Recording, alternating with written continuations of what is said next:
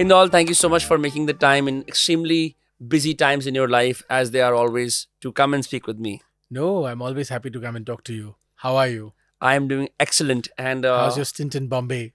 my stint in Bombay is excellent. I am tasting all the INDEPNE जो भी spelling है of independence. Okay. Really enjoying it. But I Sure. want to Growing speak. up years. Huh. Yeah, I want to speak to you about independence because I think when I was growing up, like I Yeah. mentioned, my parents instilled patriotism as I know the value now in Yeah. me through music, Yeah. through songs, through having us stand up for the national anthem. The patriotism was something that was all around me at all times, right? The Indian flag, jo hamara tiranga hota hai, all of that. I think as time has gone on, and maybe because of social media and the expansion of other narratives and just the busyness of people's lives, independence as a concept is a blur. It's a dwindling idea, right? We are nationalistic more than we are patriotic, right? So for context, we used to be a British colony, right? How do you think this idea of independence has changed from that time, even when you were growing up, to where we are now?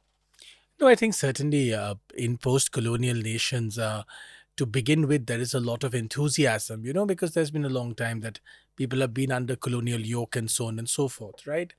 So the initial years, that enthusiasm sort of percolates and it creates a sort of civic nationalism, right? A civic sense of patriotism that percolates everywhere. But in India, as in many other post-colonial countries, there's always been a sense that this patriotism is very good, but it also runs side by side with a lot of fundamental problems that we've had in terms of poverty, in terms of lack of jobs, in terms of a lot of lack of material benefits, I would say. Mhm. Now, that began to change in 1991, and now we're in 2024. In the economic liberalization came and it opened up the economy. And, I mean, I'm certainly a child of liberalization. Everything I've done in my life, I have only been able to do because liberalization opened the doors. If it was a closed economy, I think my life would have been very different. Today, 2024, I think one of the challenges we have is that prosperity has really spread, but we are 1.5 billion people. For it to touch every life, it'll take time. So, the percolation of that wealth and prosperity, Mm. that is taking time.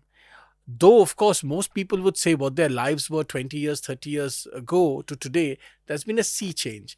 Mm. On very basic things, our electricity network is better than ever before. Most parts of the country today have electricity. Now, whether they get 24-hour uninterrupted electricity or not is a different question, right? But they do have electricity. The connection and the Mm. connectivity is there. Our sanitation problem has, vastly improved. Our road network is vastly improved. All kinds of things is vastly improved, right? Mm. However, we still have considerable problems in the percolation of that prosperity across the board. And I think that's why a lot of people feel that, this independence and patriotism is all very well, but my life has to improve even further, Mm. right? And certainly one of the problems we have is economic freedom, which can only come if people have good jobs. Now, it's a very complicated question on how many jobs do we actually create, what kind of jobs are actually required. I think India has, as my friend Manish Sabarwal often says, India, the problem is not unemployment, it's underemployment, in the sense that there are jobs enough for everyone, but not the kind of jobs that people want, many of them, Mm. at the pay scale that they wanted. So everyone can get a 10,000, 15,000 rupee job. But, once you start to aim higher, once you want, sort of quasi white collar jobs, once you Mm. want jobs that pay a lot more, that then becomes a problem. So rather than unemployment, we have a problem of underemployment. So all of this is a very complicated story. Having said all of this, though, I'm one of those people who still believes that the sense of patriotism and nationalism is very important for us. My friends in the left would say nationalism is terrible and this, that, and the other, and they are wrong. Let me explain to you why they are wrong. The Europeans, look at other parts of the world and say, oh, nationalism is a bad thing. But they think nationalism is a bad thing because of their experience. What is their experience? Remember, in Europe, they fought for hundreds of years, where different parts of Europe fought one another, before the Treaty of Westphalia, which then created these nation states based on common culture, common language, common culture, common religion, and so on and so forth, right? And then they, of course, had that Nazi experience, right? Fascism. Therefore, they think patriotism and nationalism is a bad thing. Whereas for a post colonial country, we wouldn't even exist if we didn't have patriotism and nationalism. So I don't think we can listen to the West on this.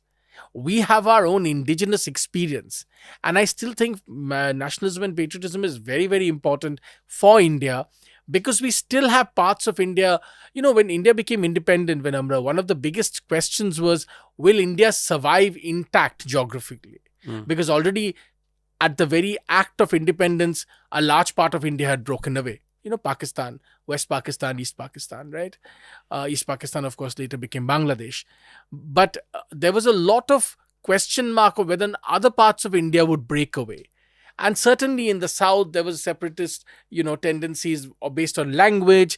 In the east, there were separatist tendencies because of other things. Then, of course, we saw the Khalistan movement. So there were a lot of question marks whether India would break up.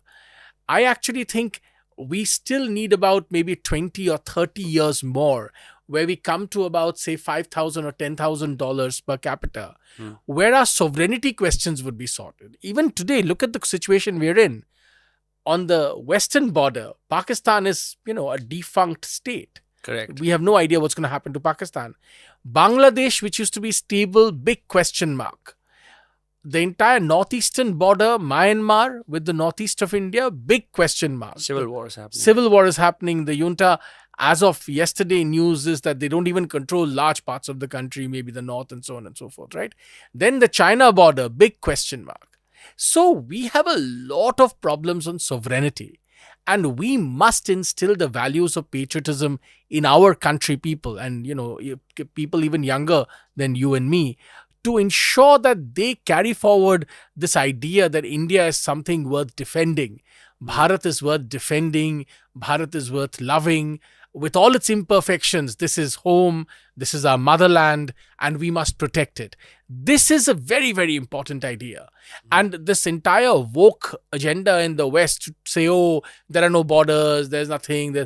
The West will pay a price for this, mark my words. Already in large parts of the West, the problems are reaching a certain, level. Spain, France, Germany. Spain, France, Germany, UK, America also, right? They will pay a price for this kind of ideology. We must never go down that path. We must protect our motherland. We must protect our, great culture. It's a very ancient, old culture. It belongs to all of us, no matter what language, what religion, which part of India you come from. This entire heritage is yours, and we must do a lot more to tell people and explain to younger people that this is your heritage too, and you must do what you can to protect it.